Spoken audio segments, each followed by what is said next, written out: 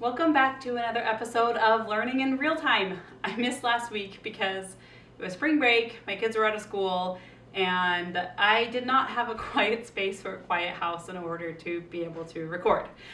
So I'm trying to figure that out for the summer, just figure out how I can keep recording these episodes so that I can keep going on my podcast even though my kids are home for the summer in a couple of months. But I'm excited to be back today, and I'm ready to dive into what it is that I want to talk about in this episode. So all last week and even the week before that, my husband's had this cough that he's had throughout the day, hasn't felt the best, but the cough has lingered, and he coughs, especially at night, it's even more so that he'll continue coughing.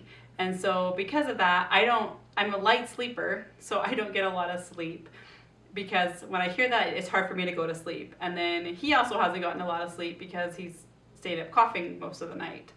So both of us haven't gotten a lot of sleep the last week or so, which I know too is what happens when you have kids.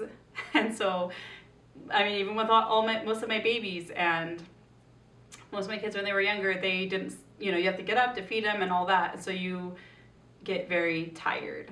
And I'm a very jumpy person. So it was one of those nights last week where it was a few nights in a row that I hadn't gotten much sleep and I was basically running on nothing. And my husband comes into the kitchen and he just walks into the kitchen, and I was my back turned, and then I turned and I jumped and screamed because I wasn't expecting him there. And then the next morning I was sitting there and going through things, and then, it wasn't the morning, it was later on in the afternoon because it was spring break, so my kids were home. But then my son just walks in the door like they do in and out of the house playing with their friends, and he just walks in the door, and I turn and scream and scare him half to death because I just was startled. And it wasn't even just him walking in the door and then me screaming about that. It was literally every time anyone spoke to me that day, and then even the few days afterwards, my heart stopped, my heart started racing, it stopped for a second, and I just felt on edge after every conversation or anytime someone spoke to me during that time. And even now, my husband still has that cough, and I feel like I'm running off of nothing. I tried to understand that I couldn't settle. I couldn't feel comfortable, but I felt like I was always bracing for something, and I didn't know what it was that I was even bracing for. I just was always on edge, and it felt very unsettling for me to constantly feel that way. And I know there's sleep deprivation for a lot of things, sicknesses, coughs for me, light sleeper, babies, kids. I mean, a whole number of things that you can lose sleep over. And I thought to myself, there must be something wrong with me because I continue to feel this way, that I'm just on edge.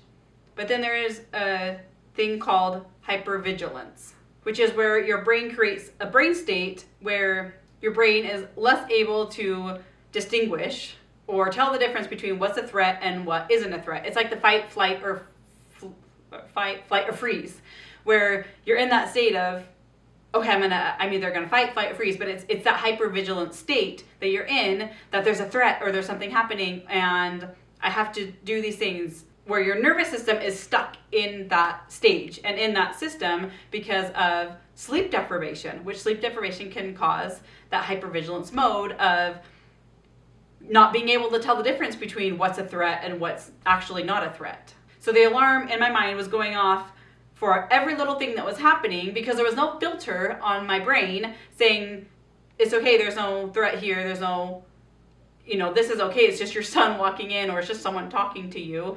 My brain didn't recognize it, so there was no filter on that, which caused me to have that reaction.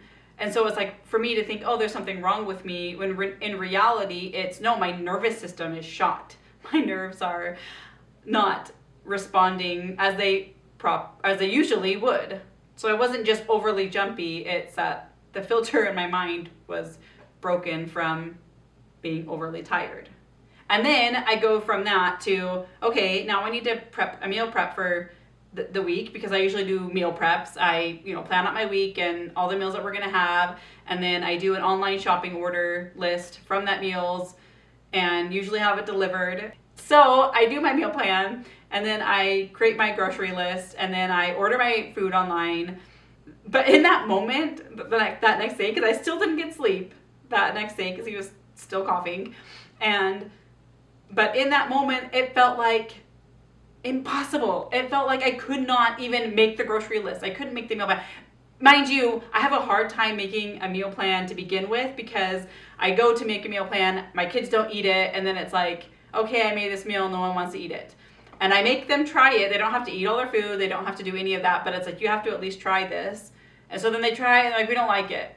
So it's hard for me to make meal plans sometimes because I'm like, I don't even know if my kids are going to eat this. I don't know what they're going to eat. They want the same things over and over again. I don't feel like eating any of these things, but it's hard for me to make a meal plan anyways because of that. What should I make? Are my kids going to even eat this? Am I going to spend money on this and the kids aren't even going to eat it? But that's already a hurdle in and of itself to make that meal plan. But usually grocery shopping by just, typing it in online, adding it to the cart and checking out is not that hard. But it felt impossible. It felt like I can't make this meal plan where it already is difficult, but now it felt impossible where I couldn't sit down. I couldn't even put a meal together or think about how to make a meal plan. And then to say, now what do I do for grocery shopping? I don't know. I can't do it. I can't. It seems impossible to do this task that I usually do. Not fairly simply, but it takes a little while, but it doesn't seem so impossible as it did when I tried to make my meal plan last week. So then you have the prefrontal cortex. And so, there's a prefrontal cortex shutdown is what it's called. So you have two centers in your brain, basically key players. One is the amygdala, which processes the emotional state, or basically your emotional alarm center. And then you have the prefrontal cortex, which is the logic, rational, calm down part of your brain. So usually they work together with the amygdala and the prefrontal cortex, which, fun fact, that the amygdala on teenagers isn't the prefrontal cortex. Their amygdala is more developed in their prefrontal cortex. Anyway, just a different fact on that, fun fact. But so usually they work together, the prefrontal cortex and the amygdala, to evaluate situations. So you have like the amygdala or the prefrontal cortex putting its arm around the amygdala's shoulder saying, it's just a grocery list, it's okay, it's not that big of a deal. Just get through this and it's fine. It's just something that you have to do. And then it kind of calms down the amygdala as they have that connection. But when you are overly tired and your brain isn't getting the sleep and the rest that it needs, and your body as well, then that connection between the prefrontal cortex and the amygdala kind of breaks or shrinks. So they're not connected and it's not working properly, or that connection weakens. And so what your prefrontal cortex usually does with the executive functions, like working memory or decision making, it's especially sensitive when you have sleep deprivation or sleep loss. So being able to handle things and being able to use your executive functioning and not just your emotional functioning of it, that connection's been weakened. And so you actually lose a lot of the ability to be rational about things. So basically the rational part of your brain is offline.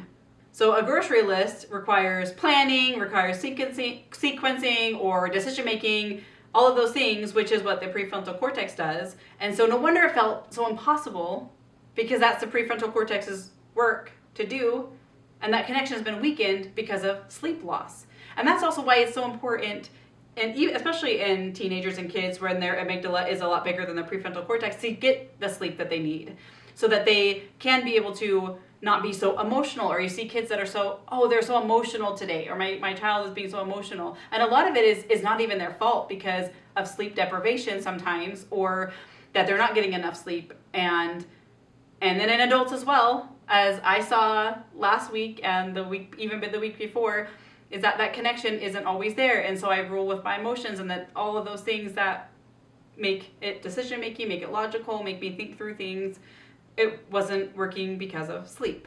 So it wasn't just that I was lazy, it's that I was missing a key system or a key player within my brain to be able to handle these things.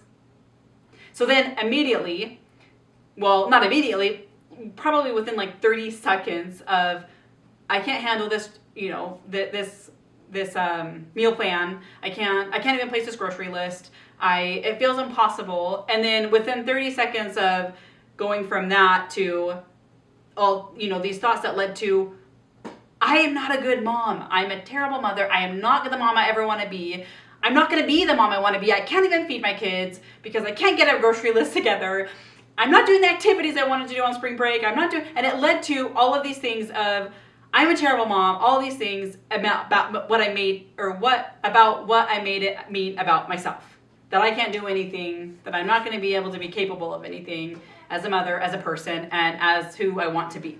So there's a thing called catastrophizing. And that's also linked with the prefrontal cortex, which is, like we just explored, the logical part of your brain, the executive function of your brain that has a decision making and everything. It affects your prefrontal cortex. Not only do you have that prefrontal cortex shutdown between the amygdala and that part where the connection is weak, but you also have the prefrontal cortex ability to reality check your thoughts, which is the catastrophizing part, which is where it skips every moderate possibility that it could be and goes to the very extreme of, I'm a terrible mom because I cannot make a meal plan right now and do a grocery list for my kids and for our family. So your brain automatically goes to the worst case scenario. But the crazy part about that is that when you catastrophize, your brain actually produces 60 to 70% of the stress response as if it was actually happening to you in that moment.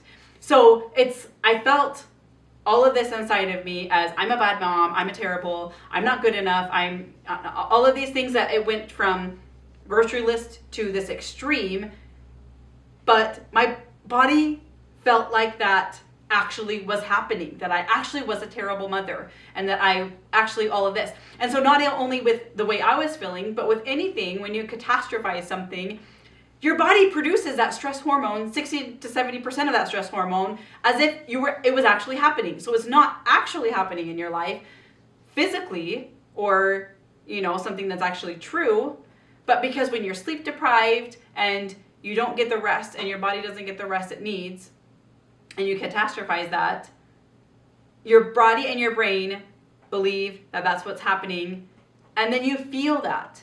And then psychologically, you're like, this is happening to me. And your body goes into that mode, your body goes into that fight, flight, or freeze mode, and you feel inside that it is actually happening. Because that's what your thoughts are about that moment. So it feels as if that distress that you're feeling is real, and that you're actually going through the motion of it. So you can sometimes think, oh, I'm being dramatic, or I'm being irrational, and yet you're not being dramatic, and you're not necessarily being irrational, but it's more you're being neurological, where it's a neurological disconnection in your brain because of the lack of sleep.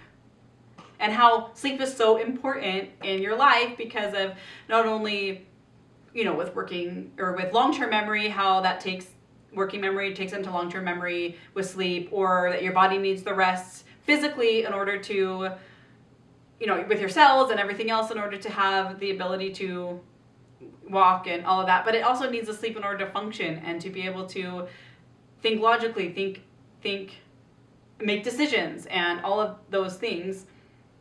But then when you don't, it feels like these feelings are real, and yet the conclusions I'm making about these feelings aren't actually real.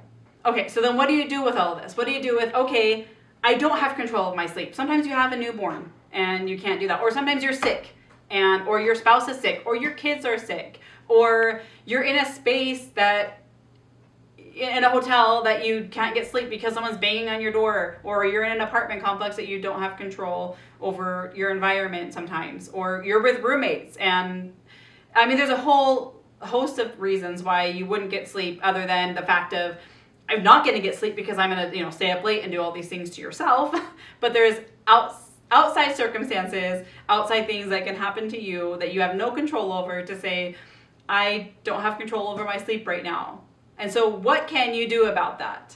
So sometimes the most sound and psychologically sound thing that you can do is just to say, I am not a reliable narrator in my own life right now. The feelings that I have are real, yes, and I can understand those feelings and be okay that I am feeling those feelings.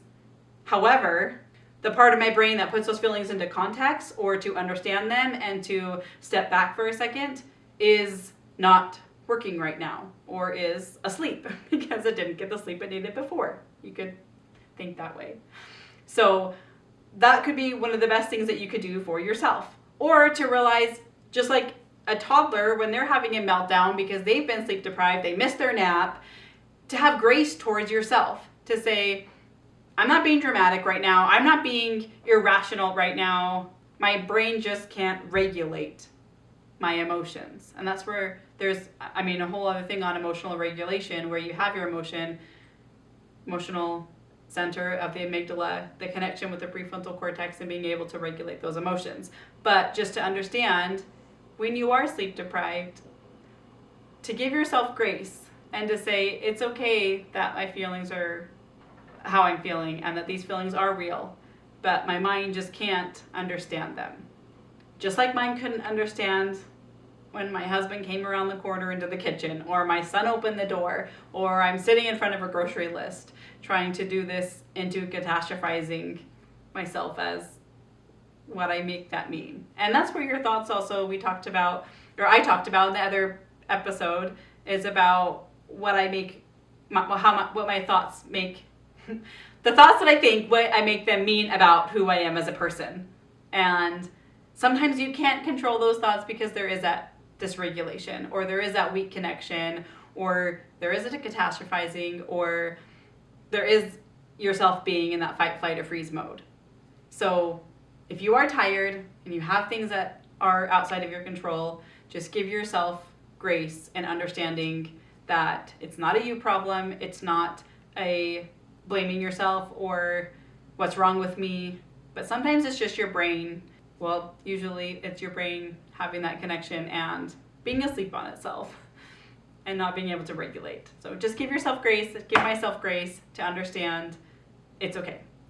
So thank you for joining in for this episode, and I'm excited to be talking with you guys next week. So if you have any comments, questions, anything, let me know, and I'd love to talk with you.